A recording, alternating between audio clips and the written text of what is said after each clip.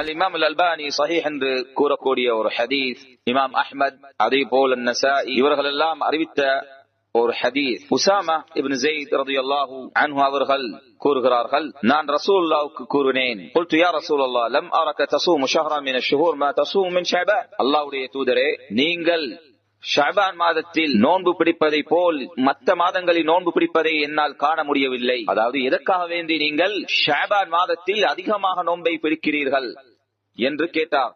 அதற்கு ரசூலுல்லாஹ் ஸல்லல்லாஹு அலைஹி வஸல்லம் அவர்கள் கூறிய பதில், ذلك شهر بين رجب ورمضان يغفل الناس عنه وهو شهر ترفع فيه الأعمال إلى رب العالمين فأحب أن يرفع عملي وأنا صائم.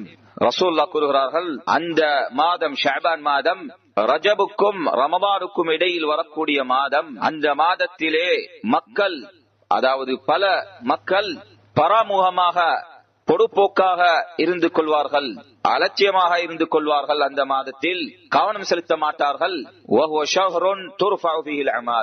அந்த மாதத்திலே, ஷஅபான் மாதத்திலே செயல்கள் ரப்புல் ஆலமீன் பால் உயர்த்தி வைக்கப்படுகின்றன. எங்களுடைய செயல்கள் ரப்புல் ஆலமீன் பால் உயர்த்தி வைக்கப்படுகின்றன.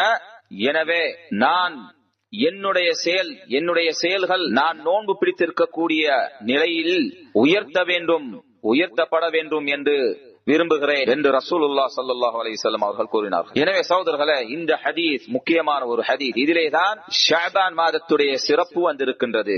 ரசூலுல்லாஹ் ஸல்லல்லாஹு அலைஹி வஸல்லம் அவர்கள் ஷஅபான் மாதத்தில் அதிகமாக நோன்பை பிடிக்கக்கூடியவர்களாக இருந்தார். அதற்குரிய காரணத்தை இந்த ஹதீஸில் எங்களுக்கு தெளிவுபடுத்தி காட்டியுள்ளார்.